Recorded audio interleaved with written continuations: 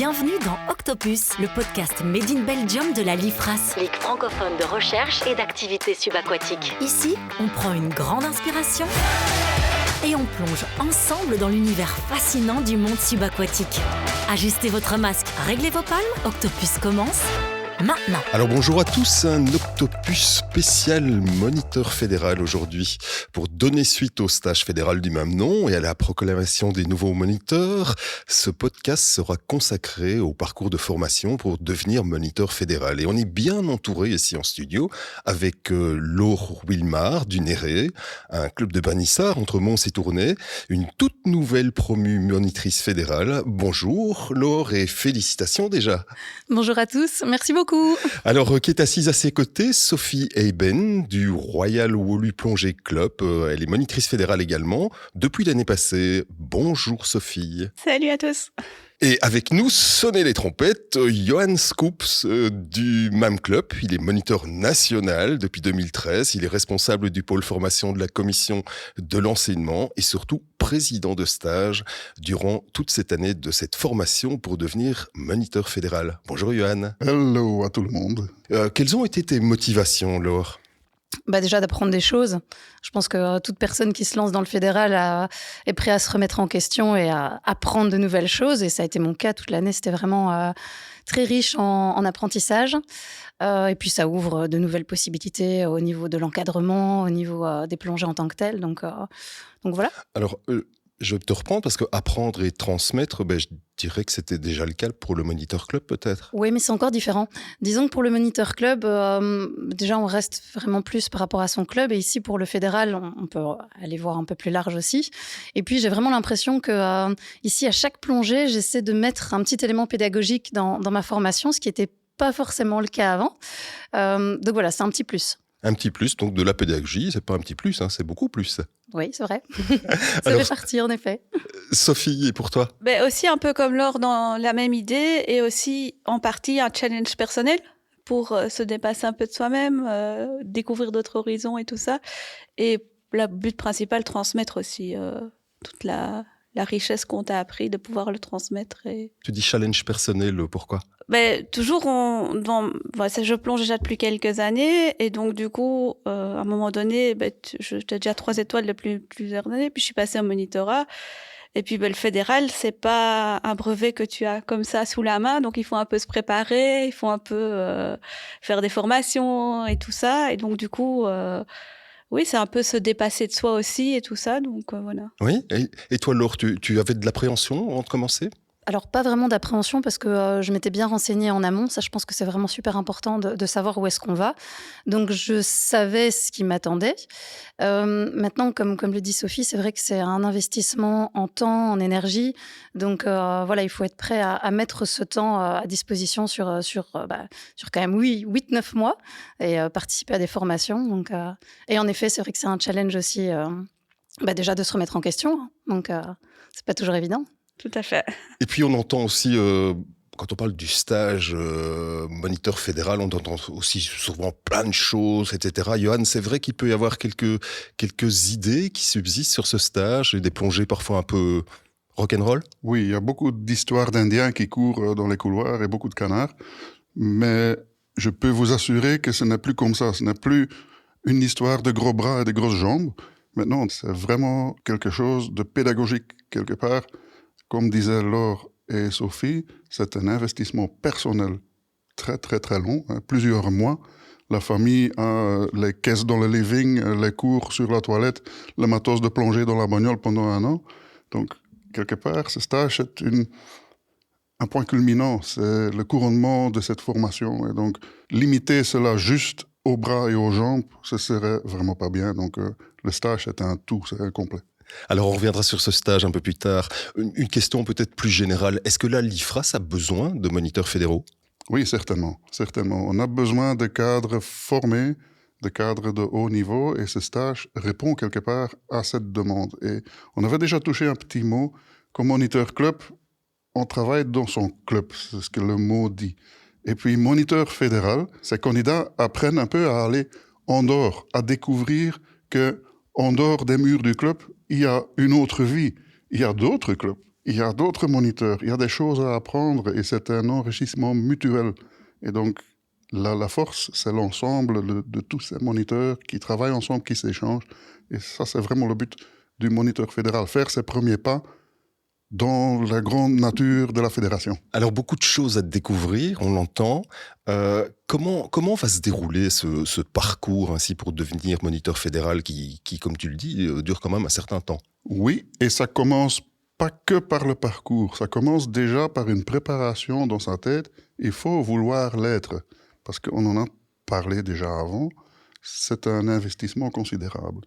Et puis le parcours en soi commence en janvier par une session d'information à tout moniteur club, ouvert à tout le monde, sans obligation aucune, où le pôle va venir expliquer ce que c'est le moniteur fédéral et quelque part c'est une gestion des attentes. Dire, voilà, vous allez devoir faire un investissement, vous devez étudier, vous devez faire des épreuves physiques et le stage, ne le sous-estimez pas. Donc, on veut vraiment que les candidats s'inscrivent en connaissance de cause. Puis en février, inscription, remise des cahiers pédagogiques. Et là, le parcours commence. Il y a des cours dans des associations régionales, il y a un cours de secourisme réanimation obligatoire, avec la cerise qui seront recyclées pendant 5 ans, donc ça sera bien. Examen théorique, palmage, 1000 mètres, masque, tuba, ceinture, et 500 mètres équipés, tout ça contre le chronomètre. Et il ne faut pas y aller en touriste, parce que si on ne s'est pas entraîné, ça ne va pas passer. Et puis il y a le stage. Alors, pour revenir sur cette séance d'information, sur quoi attirez-vous l'attention exactement? On tire l'attention sur l'investissement que cela présente. On tire l'attention sur le fait qu'il ne faut pas prendre ça trop à la légère, que la préparation physique est nécessaire, qu'il faut étudier un peu. Mais d'un autre côté, un peu beaucoup, oui. Et d'un autre côté, on dit aussi qu'il ne faut pas trop en faire, parce que l'offre de formation est énorme et on constate parfois que le candidat veut tellement bien faire qu'il veut aller à chaque formation, mais c'est trop. Et alors, vers le mois de juin, juillet, ils sont essoufflés. Et ça, c'est pas non plus le but. Donc, le message est, ne prenez pas à la légère, il y a un investissement, préparez-vous, étudiez, il y a une préparation physique, mais n'exagérez pas, ménagez-vous. Vous êtes très transparent apparemment. Oui, absolument. Alors, est-ce que vous discutez avec les candidats, parfois pour les encourager ou même les décourager? Oui, parce que quelque part, quand le candidat dit « oui, je vais y aller », pour le président, le vice-président, ils deviennent candidats aussi. C'est quelque part nos petits qui commencent à se lancer dans la nature, et c'est comme chaque parent, on peut mettre les outils à disposition, on peut préparer la soupe, chauffer la patate, mais après, manger, il faut le faire soi-même. Et donc, on peut tout préparer, on peut les encourager, et c'est ce qu'on fait également. On a cette année opté pour une sorte de coaching, donc dire, ben voilà, il y a ça, ça, ça, si vous voulez, venez nous voir. Il y avait des moments de feedback, des moments où on faisait tous ensemble, quelque part, un groupe de discussion sur les sujets qui allaient, qui n'allaient pas, qu'est-ce que vous voulez changer, qu'est-ce que nous on pense, qu'est-ce que vous ressentissez, est-ce que dans les formations vous voulez changer quelque chose. Et donc là, il y avait le feedback, on adaptait, mais à la fin, c'est quand même le candidat qui doit le faire. Et donc, on ne les prenait pas par la main. Donc, on ne prenait pas par la main. C'est pas du pouponnage. C'est pas le niveau de brevet où on fait ça. C'est vraiment très intéressant ce que Johan dit, parce que c'est vrai que durant toute la formation, en fait, il y a eu à chaque fois des moments où on a pu discuter avec le président et la vice-présidente, et où on a pu recadrer certaines choses quand c'était nécessaire, et on n'a pas été lâché dans la nature comme ça. Donc ça, c'est vraiment aussi rassurant de savoir que s'il y a un recadrage nécessaire, ou bien juste d'avoir des encouragements, etc., ça va arriver à un moment, donc ça, c'est rassurant. Dans le cadre de cette bienveillance aussi, il y a cette notion de parrainage. Oui, exactement. Donc, il y a 4 ans, on avait lancé le projet Parrain. Et c'est quelque part aussi qui est offert en plus maintenant aux moniteurs fédéraux, aussi bien aux nouveaux que les déjà plus anciens. On se disait, tiens, qui de mieux pour expliquer aux jeunes, quelqu'un qui vient de passer ce parcours ou qui a fait ce parcours et qui peut faire quelque chose comme un soutien entre pairs. Et donc, les moniteurs fédéraux qui le désirent peuvent suivre une formation pédagogique et puis s'inscrire sur la liste des parrains. Et les nouveaux peuvent choisir un parrain qui dit, voilà, je me sens en confiance avec cette personne et il va m'accompagner pendant toute ma formation. Et donc, poser des questions dans le style, oh mon Dieu, ce jury-là, il va vraiment jouer avec mes pieds. Et puis le parrain peut dire, oui, mais quand c'est le début, c'est toujours comme ça, ne t'en fais pas, ça va aller mieux. Et donc, quelque part, c'est vraiment un soutien entre pairs. C'est pas un jury ou un instructeur ou formateur qui parle au candidat, c'est deux copains. Laure, je vois que tu souris. Oui, en fait, le parrain, c'est quelqu'un de très important. Et ce qui est très chouette, c'est comme on peut le choisir soi-même, on peut vraiment le choisir en fonction de nos attentes.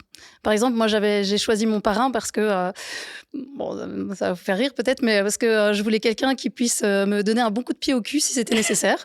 Donc voilà, et je crois que c'était la personne idéale. S'il avait fallu, je sais qu'il aurait été présent. Donc voilà. Et est-ce qu'il a dû te donner un coup de pied au cul ? Alors, il a pas dû, mais voilà, on s'est vus quelques fois, on a pu manger ensemble, il a pu répondre à mes questions, donc il a été très utile pour plein d'autres choses, mais pas pour le coup de pied au cul, non. Sophie, Oui. Tu avais eu un parrain, Oui, j'ai eu un parrain aussi. C'est intéressant de savoir aussi qu'il a toujours quelqu'un qui est là, qui est présent, qui sait ce que tu vas vivre, ce qui va t'arriver aussi. Donc, c'est pas mal, je trouve, d'avoir cette petite bouée de secours autour. Tu as parlé de faire des formations, Johan, mais quand tu parles de formation, de quelle formation s'agit-il ? Il y a différentes sortes de formations. Les formations théoriques, dans le style choisir un site en fonction de la météo, faune et flore, etc. Et ce sont des cours qui sont donnés soit à la demande des candidats, soit organisés par le pôle.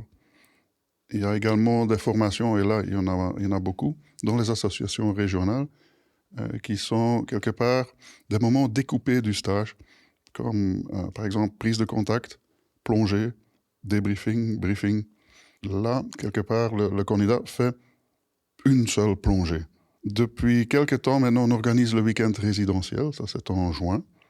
Et ça, c'est quelque part la simulation d'un stage. Donc là, on va mettre les candidats en situation quasi réelle dans le centre d'ADEPS à la Plataille. Et ils logent là 2 nuits et 2 jours. Et on fait 2 plongées par jour avec une simulation vraiment du travail à table, de la plongée, de la vie sur le quai, sur le bateau, sur le centre, pour leur montrer, attention, les étapes individuelles comme chaque plongée, c'est peut-être pas si difficile que ça, mais attention, c'est l'accumulation de tout qui est difficile. Et au stage, on met en garde pour le stage, attention, le stage, c'est 5 jours, 8 plongées, ne vous essoufflez pas, dosez les efforts. Laure, c'était pas trop fatigant ? C'était épuisant. Alors, il faut savoir que moi, je suis une grosse dormeuse. Donc, si j'ai pas mes 9 heures de sommeil, c'est compliqué. Et j'ai pas toujours eu mes 9 heures de sommeil. Par contre, moi, je voudrais rajouter là-dessus, tu as la fatigue aussi, mais il y a aussi la charge émotionnelle qui est pas mal. Comme c'est quand même, t'es sous pression, tu es loin de ta famille et tout ça. Mais après, ce qui est très chouette pour ça, ce que moi, j'ai fort ressenti, c'est la camaraderie qui te porte autour. Donc, du coup, c'est ça qui te fait aussi tenir. Je pense que c'est toi, Laure, qui m'a dit que c'était un brevet différent de tout ce que tu avais fait jusqu'à maintenant. Oui, parce que quand on passe ces brevets, on est toujours un peu tout seul. On fait ses exercices en carrière avec les moniteurs, mais il n'y a pas vraiment de cohésion de groupe. Alors qu'ici, pour le fédéral, on a cette notion vraiment d'être en groupe, cette possibilité d'être un tout. En fait, ici, on était 13 et on était vraiment un groupe de copains à la fin, alors qu'à la base, on ne se connaissait pas du tout. Moi, j'ai découvert des gens qui venaient de l'autre bout de la Belgique, dans des clubs que je ne connaissais pas. Et au final, comme dit Sophie, c'est vrai qu'on se soutient et c'est ça qui fait qu'on s'en sort aussi, parce que vraiment, on était très soudés. Et d'ailleurs, cette année, on a un super taux de réussite, parce que voilà, c'est le meilleur depuis les 10 dernières années. C'est-à-dire 11 sur 13. Et donc, ça fait combien en pourcentage ? Ça fait 84%. Je vois que tu as calculé. Johan, tu voulais intervenir ? Oui, c'est très important ce que dit Laure. Ne sous-estimez pas la force du groupe, parce que on voit maintenant depuis quelques années, et c'est une constante, le groupe qui se tient tire les individus vers le haut. Et donc, quand il y en a un qui a une mauvaise plongée, et ça arrive, le groupe est vraiment là pour absorber cela et tirer, vraiment aspirer cette personne vers le haut. Donc, c'est vraiment, vraiment très important qu'on dit. Nous, l'année passée, il y a eu quelqu'un qui a eu une très mauvaise plongée. Et donc, il était vraiment très mal. Et du coup, son camarade de chambre a dit il est vraiment pas bien. il faut aller le voir. On a tous été le voir, on lui a remonté, on lui a pris, on a fait des câlins, parce que les câlins, c'est important pendant le fédéral, je crois. Et puis après, le lendemain, sur le bateau, on avait notre cri de guerre et on l'a fait pour lui. Et je crois que ça, quand tu sens ça, j'ai encore les frissons tellement que c'était, c'est un très chouette souvenir. Et Ouais. c'est ça qui est resté le plus fantastique. On entend que c'est une aventure humaine, une belle aventure humaine en tout cas. Alors pour revenir sur ce stage, j'imagine ce stage c'est un stage de mer. Ça consiste en quoi exactement? Alors, pour cela, il faut regarder les objectifs du moniteur fédéral. C'est un moniteur qui est censé d'être capable de plonger avec n'importe quel plongeur, de n'importe où, dans n'importe quelle situation en sécurité. Et il va pouvoir aussi participer aux formations d'un niveau plus élevé, donc moniteur, et organiser des stages. Et donc, ce que nous faisons dans ces stages, c'est quelque part créer en 5 jours toutes les situations qui peuvent se passer. Et donc, c'est pour ça qu'on a des histoires d'Indiens où on dit, bon, ils sont fous, ces Gaulois. Mais en fait, non. On essaye de simuler quelque part chaque situation qui pourrait arriver à table, sur le bateau, dans l'eau, en simulant des incidents. Et donc, souvent, on plonge par palanquet de 4, 2 candidats, 2 jurys, mais parfois le candidat est aussi tout seul avec 2 jurys. Alors là, il faut mettre les bouchées doubles. Et les jurys jouent un rôle, un jeu, un scénario. Par exemple, un qui est plongeur Rambo qui veut absolument toujours aller à 50 et l'autre qui dit « Ouais, je voudrais y aller prudemment ». Et ces deux-là se trouvent ensemble en face des 2 candidats. Et là, le pauvre chef de palanquet, il doit trouver un terrain d'entente. Mais il ne faut pas rigoler parce que la semaine après le stage, j'ai fait le stage avec mon club et c'est effectivement comme ça. Hein. Il y a vraiment des plongeurs, un qui veut descendre, l'autre pas. Bon, vas-y. Effectivement, j'étais là aussi. Et donc, du coup, on a eu plusieurs cas où on a amené des gens pour la première fois à 40. Donc, les scénarios qu'ils font, c'est vraiment ce qui se passe, au fait, en réalité. Et donc, c'est là, quand tu fais une école de mer comme ça, c'est là que tu vois pourquoi tu fais le fédéral. Et c'est ça que du bonheur de transmettre, quoi. Ah ben voilà, c'est déjà une mission accomplie, hein, ça, c'est bien. Oui, absolument. Alors Laure, tu m'avais fait aussi une confidence, j'ai beaucoup aimé, tu m'as fait la confidence de l'état de santé des moniteurs nationaux. Oui, ça m'a beaucoup inquiétée parce que ils meurent tous un nombre incalculable de fois. Donc, je pense que vraiment, ils ont plus de vie qu'un chat. C'est incroyable. Mais voilà, il faut vraiment en prendre soin parce que ça a l'air d'être des petites bêtes fragiles. Ça a été difficile ou surprenant pour toi? Non, parce que ce qui est très chouette, c'est que tout le long de la formation, on va vraiment crescendo. Et donc, les premières plongées, on a des petits incidents à gérer. Et puis, au fur et à mesure, on est préparé en fait à ce qui arrive au stage. Ça, c'est vraiment très chouette parce que évidemment, on a encore un petit peu de surprise, mais si on a suivi les formations, on est préparé à ce qui se passe et donc on sait gérer. Ou en tout cas, on essaie. En tout cas, vous avez bien géré toutes les deux, manifestement. Vous êtes monitrice fédérale. J'aimerais bien rebondir là-dessus aussi. Sur le genre, il y a moins de femmes que d'hommes. Qu'est-ce que vous pouvez me dire par rapport à ça? Je pense que dans la plongée en tant que telle, il y a moins de femmes que d'hommes. Donc finalement, c'est le reflet de notre sport. Est-ce que ça vous a semblé plus difficile parce qu'il y a des épreuves physiques notamment? Oui, physique, oui, mais ça, personnellement, moi, ça m'a pas trop dérangé, mais je trouve que ça revient en esprit camaraderie. Moi, j'aime bien l'esprit girl power, donc du coup, les filles entre elles sont encore plus fortes et on va encore plus se porter. L'année passée, il y avait 3 filles qui avaient réussi. Cette année, c'était à nouveau 3 filles qui se présentaient. Donc du coup, on s'est créé même un petit groupe WhatsApp pour motiver les filles. Pour réussir encore plus. Allez, girl power, voilà. Girl power, oui. Alors, Sophie, après 1 an maintenant comme monitrice fédérale, tu cernes mieux la teneur de ce brevet, la teneur de ce titre. Tu aurais des conseils à donner à tous ceux qui auraient envie de se lancer? Commencer l'aventure, c'est magnifique. Et après, c'est vraiment chouette de pouvoir transmettre, de faire apprendre, comme Johan dit, tous les brevets possibles. Donc, du coup, tu peux vraiment aider tout le monde à transmettre, à plonger autrement.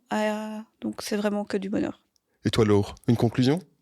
Moi, je suis toujours sur mon petit nuage avec des étoiles dans les yeux. Donc, oui, il faut y aller. C'est hyper intéressant au niveau humain, au niveau apprentissage, expérience.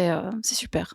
Alors, sur cette réflexion très, très poétique de Laure, mais je vais maintenant passer la parole, je n'oserais pas dire à Dieu, mais en tout cas celui qui crée les nuages. Johan, quelle serait ta conclusion?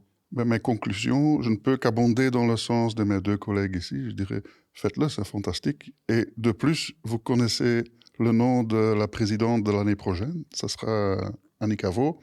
Et donc, je suis certain que le stage sera magnifique. Eh bien, merci à vous tous. Merci Laure, merci Sophie, merci Johan. Et on se retrouve pour de prochaines aventures. Merci beaucoup, avec plaisir. Merci. Cette interview a été menée avec curiosité et passion par Michael Leclerc. À la réalisation, Pierre Vandenbroek, avec le soutien technique de Focus Live. Merci de nous avoir écoutés. On se retrouve très bientôt pour un prochain épisode. Une idée de sujet, une histoire à partager? Écrivez-nous à octopus@lifras.be. Et si ce podcast vous a plu, pensez à le liker, le partager ou laisser un commentaire. Ça nous aide énormément à faire grandir ce projet. À bientôt!